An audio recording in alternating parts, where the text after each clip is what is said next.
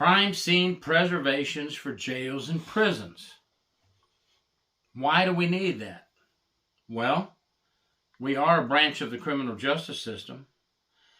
We are correctional officer / law enforcement.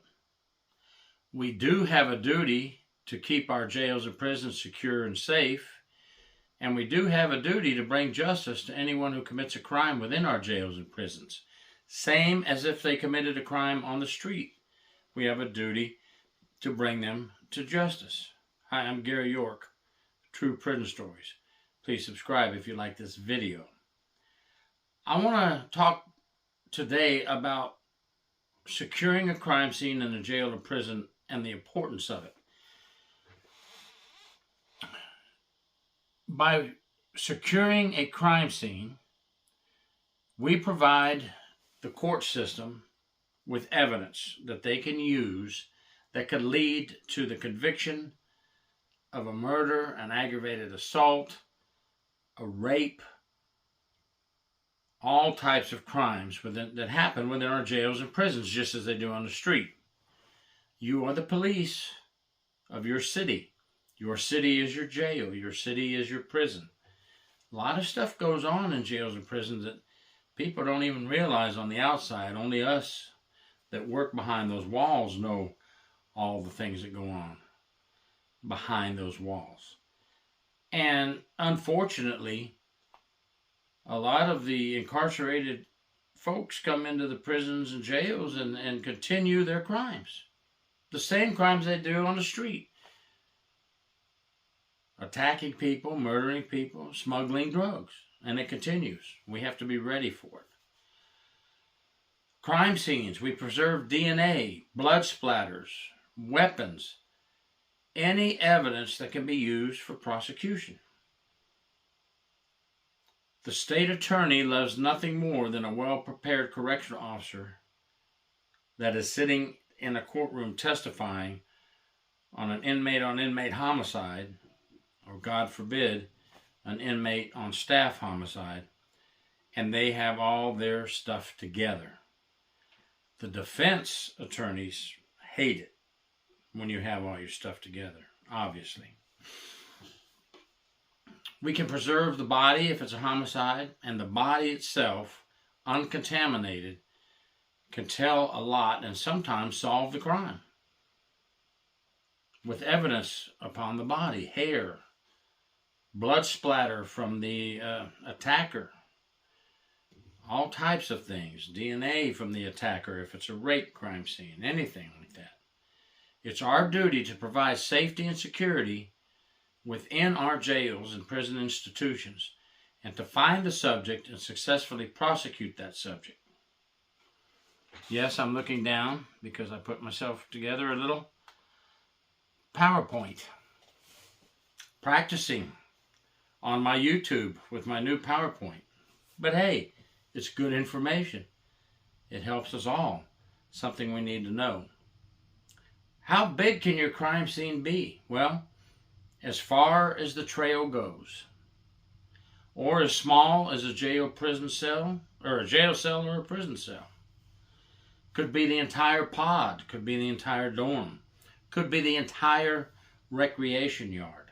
I had an inmate-on-inmate homicide at Hendry Correctional Institution here in Florida. 2 inmates were in the day room watching television.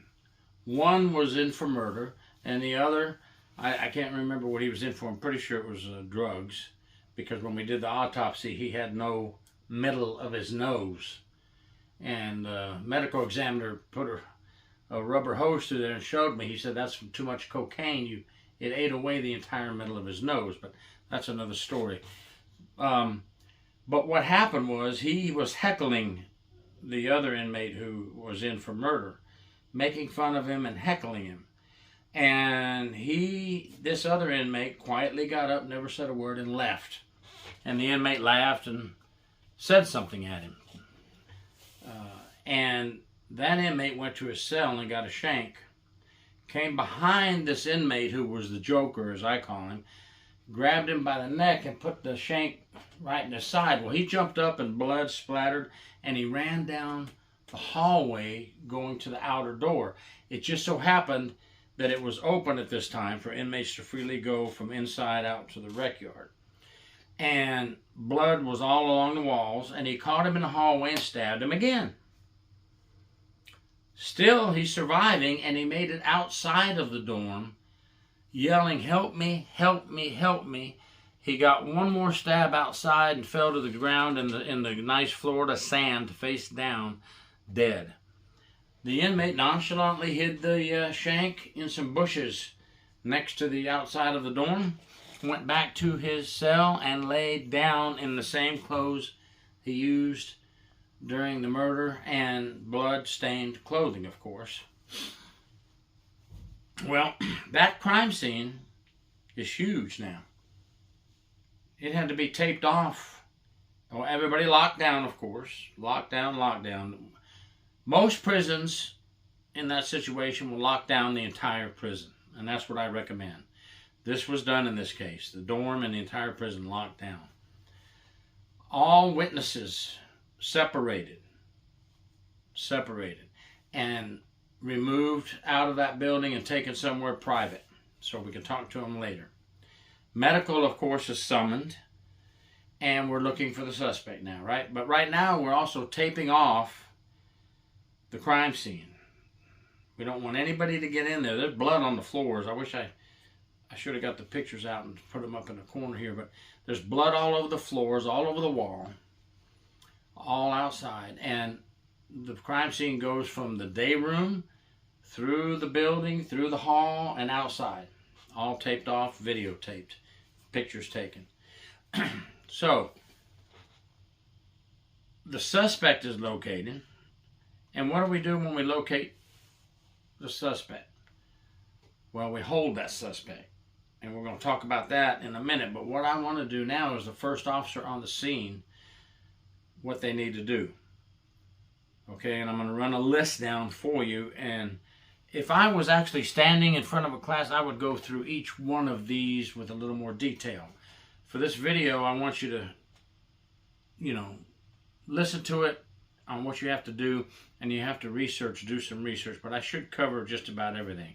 Secure the scene, number one. Tape it off. Isolate the area, right? Everybody out. Lock down. Get everybody out. Of course, while you're doing this, your hand is only this far from your radio. Notify a supervisor immediately. Immediately doesn't mean you can't start securing the scene, isolating, and calling on the radio. We should be able to do 2 or 3 things at one time. We are correctional officers, and we can handle those type situations. Request additional assistance as necessary while you're on the radio, right? Notifying the supervisor. Treat as a crime scene. Nothing to be touched, moved, or cleaned.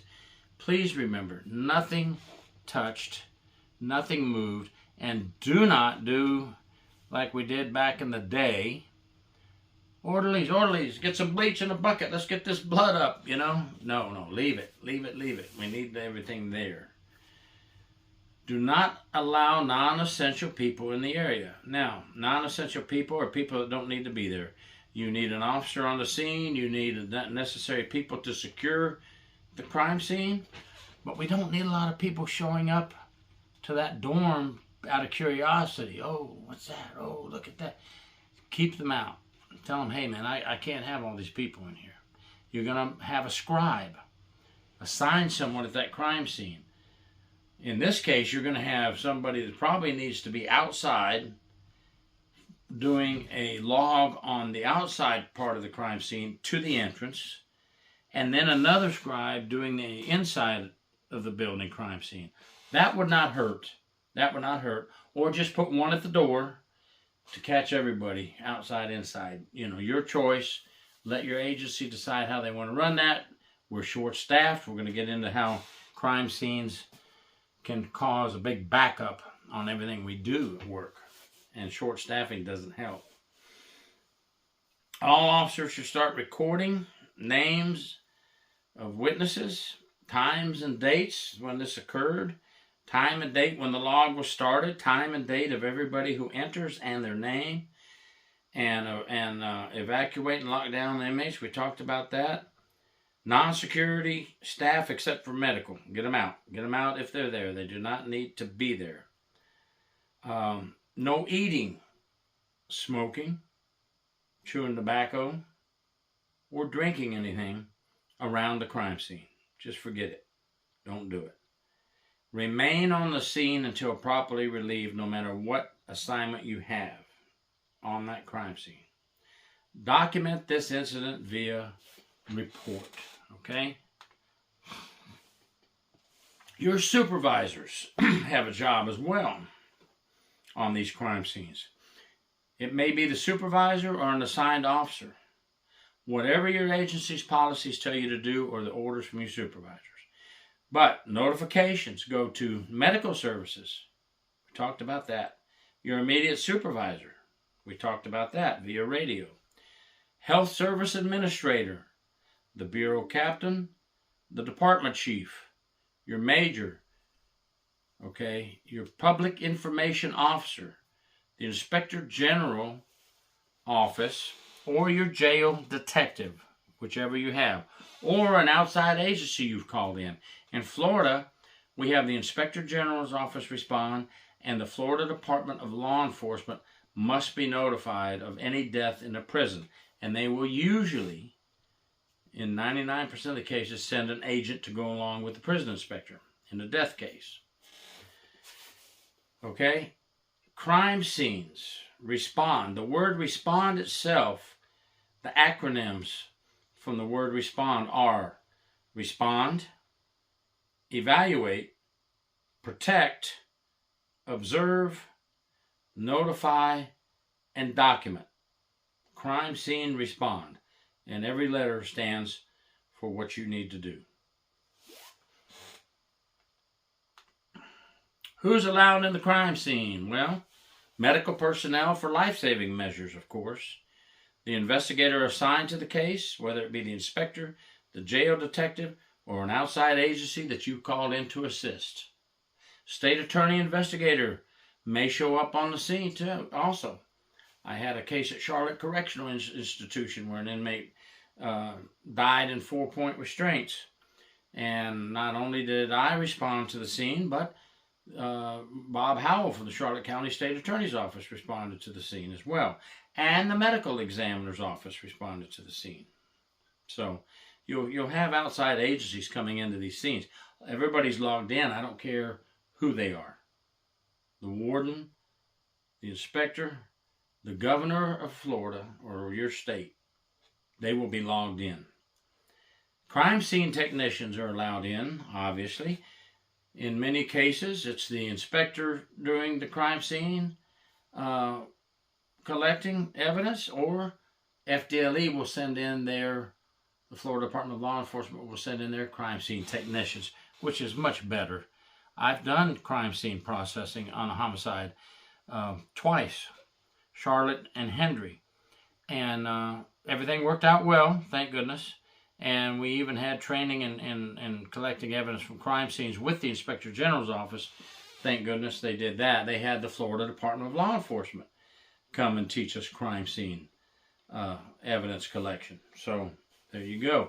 Either way your agency wants to do it, either way your policies and procedures tell you to do it, do it that way, okay? Whatever I'm telling you today is the basics. I will not tell you what to do over your agency's policies and procedures. Who's not allowed in the crime scene? Well, we kind of mentioned that earlier. Non-essential individuals not needed on the scene. Witnesses, they need to be gone, removed, and separated. We talked about that. Too many supervisors and too many Indian chiefs. Don't need them all. Tell them politely. We can't have all these people here. We can't come in. We cannot. Just tell them this. This usually works unless they're that stubborn. We cannot contaminate the crime scene, and anybody that gets put on this log gets put in the report and could end up on the stand in the courtroom to testify why they were there. Now, if that's not a big enough hint to get somebody away from the crime scene, I don't know what is.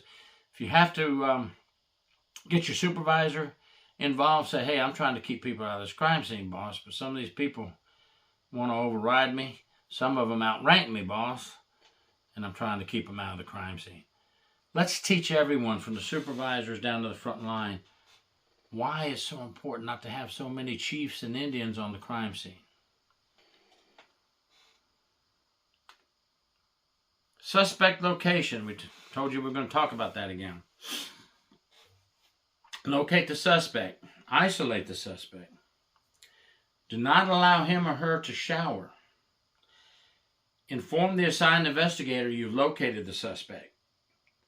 Follow the investigator's instructions. And in many cases, the inspector, the jail detective, or even an outside agency will say, go ahead and take photographs with the clothing, front, side, and back, hands and arms, unclothe the inmate, and put everything, shoes, socks, underwear, shirt, pants, everything they have on, any kind of necklace or jewelry, whatever, because, hey, they're not supposed to have some things, but they'll have them on there. Take everything, bag it in a paper bag. Evidence, a paper bag is much better for blood-stained clothing than a plastic bag. Paper bag, bag it, tag it for evidence. And then, again, photos of the inmate, front, back, side, hands, arms, fingers, fingernails. Take the medical, have them do a thorough medical examination and document everything, scars, marks, anything. And you, as the officer escorting, be ready to write your report about all this stuff we're doing right here with this suspect. Very important that your report is detailed and you have the right things in there. You may have to testify on what happened in the medical room or when you bagged and tagged the clothing. Victim evidence and preservation is pretty much the same thing, folks. Just the victim. Move to the medical department. Photograph in clothing. Photograph without clothing. Place all their clothing, showers and shower slides, shoes, tennis shoes, whatever they got on, and socks. Everything in a bag, tag, paper bag. Photograph the victim's unclothed body as well. Front, back, side, hands, fingers. Fingers out. Palms up. Palms down. Photograph everything. You just don't know that one thing we might need. And then evidence collection is very important too. Still do not let them shower after this. The investigator may do it. They may have medical do it, but we may go underneath and get evidence from underneath their fingernails. Blood from their body, right? So it's very important that you stay with them and don't let them out of your sight. Suspect and victim. We need all the evidence from both that's on their body. What goes in your report? Well, as officers, you already know how to write a report. You know that we write reports based on when, where, how, when, and so forth, and why.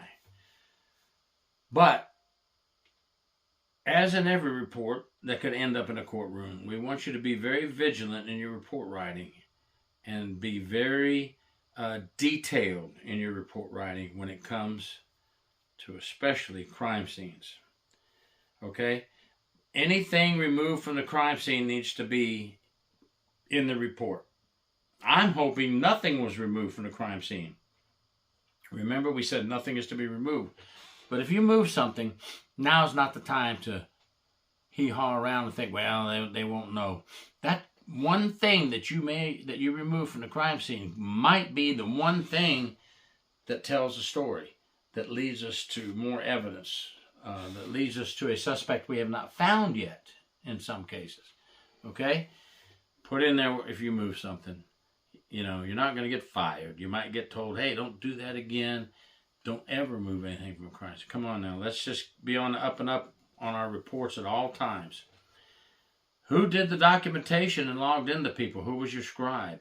And I want a copy of that for our investigation, a copy of everybody that was there, the log, the in and out log from the crime scene. Any weapons you saw, write it in your report. Any strange observations, smells, Okay, that counts too. All that stuff counts. Any photos you took, if you were a person that was assigned to take photos, that's got to be in your report. And on those photos, list them in order. Photo 1 through 50. And I want a log made of the photos. Photo log by Officer John Doe. Start time, end time. Number of photos 50. Photo 1, front door. Photo 2, blood on wall. Photo 3, blood on hallway floor. And so forth and so forth and so forth. Okay? Same thing with the victims and the suspects' photos. Photo logs. Very professional looking when you go to court if you have photo logs set up. And the state presents their case, and they can be proud to present a case with professional work done like this, right? Let me tell you, crime scenes are not just your investigator. It's not like, not my worry, folks. Investigator will take care of it. No, it is your worries. It is part of your job. We are all a team working together on these crime scenes. We're all going to go to court together. I'm going to meet you at the courthouse, and all of us are going to walk in together. And we're all going to testify to our part in this homicide or this ag battery or this rape, what we saw, what we did. Okay? All officers involved, all witnesses need to be listed in your report. What time did you take the suspect or the victim to medical? Okay? We'll get a copy of the medical report to attach to our investigation, which backs up what you said, that you took the suspect and the victim to medical. Use great detail in your reports. When writing a report, no matter what it is, really, in corrections, always remember it could end up in court, and that's your piece of paper that you're going to be questioned on. And the defense loves sloppy, undetailed reports. So let's don't give them that.